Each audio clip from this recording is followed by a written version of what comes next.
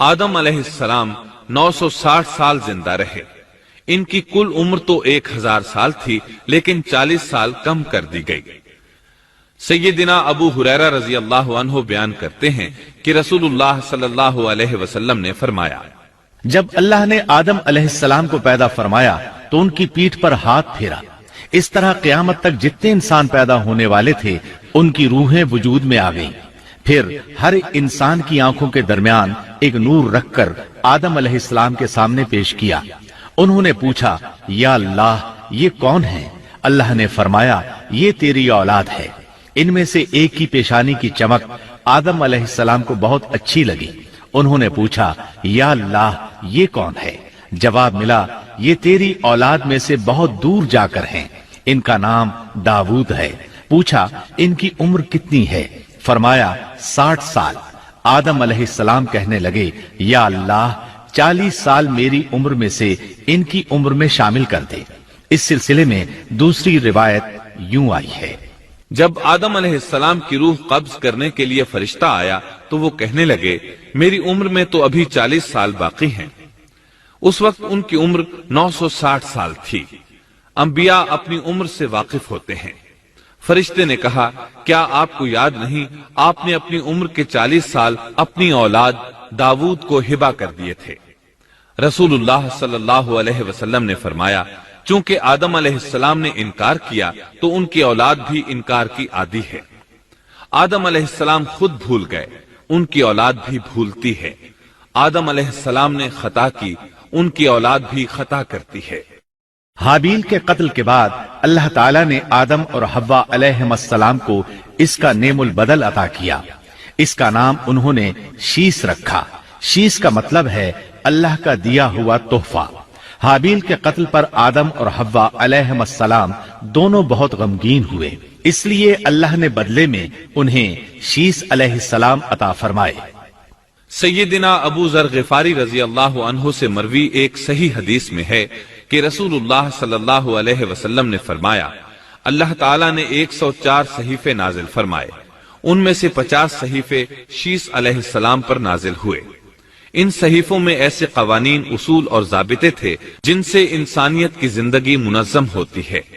شیس علیہ السلام نے آدم علیہ السلام سے علم حاصل کیا، لیکن آدم علیہ السلام کا تمام علم وہ حاصل نہ کر سکے، اس لیے کہ آدم علیہ السلام نے بالمشافہہ اللہ تعالیٰ سے علم حاصل کیا تھا، اور بہت سی اشیاء کا علم اللہ تعالیٰ نے انہیں سکھا دیا تھا، اس لیے وہ تمام علماء سے بڑھ کر عالم تھے۔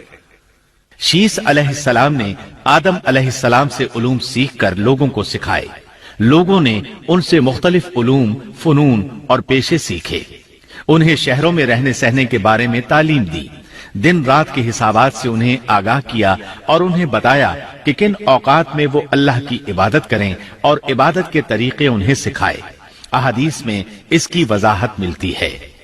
امام احمد رحمت اللہ علیہ بیان کرتے ہیں کہ ابو زمعہ سعدی کہتے ہیں کہ انہوں نے مدینے میں ایک شیخ کو لوگوں سے کلام کرتے دیکھا تو ان کے متعلق پوچھا، یہ کون شخص ہے؟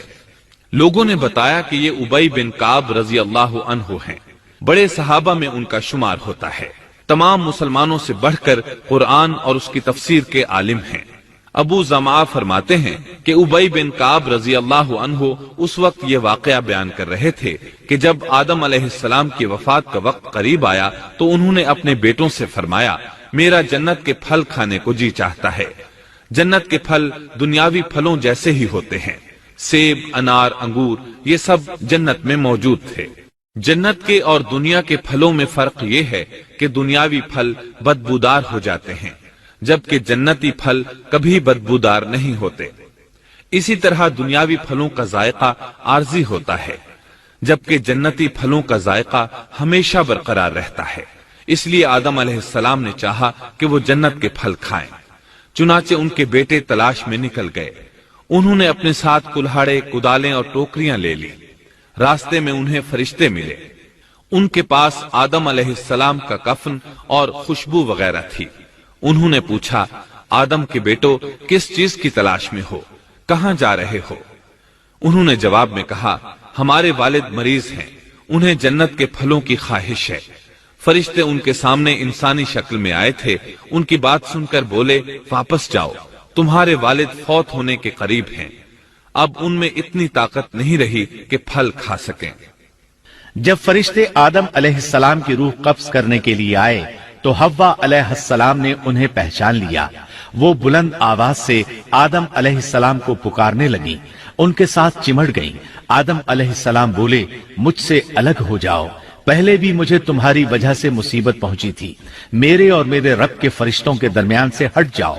پھر فرشتوں نے آدم علیہ السلام کی روح قبض کی, انہیں غسل دیا, کفن پہنایا, خوشبو لگائی, آپ کی قبر کھودی. پھر انہوں نے آدم علیہ السلام کی نماز جنازہ ادا کی. اس کے بعد انہیں قبر میں اتارا, پھر اوپر مٹی ڈال دی اور بولے آدم کے بیٹو, تمہارے لیے یہی طریقہ ہے. اس وقت تک لوگ کفن دفن کے احکامات سے واقف نہیں تھے. انہیں علم نہ تھا کہ قابیل نے اپنے بھائی کو کیسے دفن کیا تھا. اس لیے فرشتوں کو بھیجا گیا تاکہ تدفین کا طریقہ بتا دیں. تو اس طرح انسان کو دفن کرنے کا طریقہ معلوم ہوا جو فرشتے لے کر آئے تھے.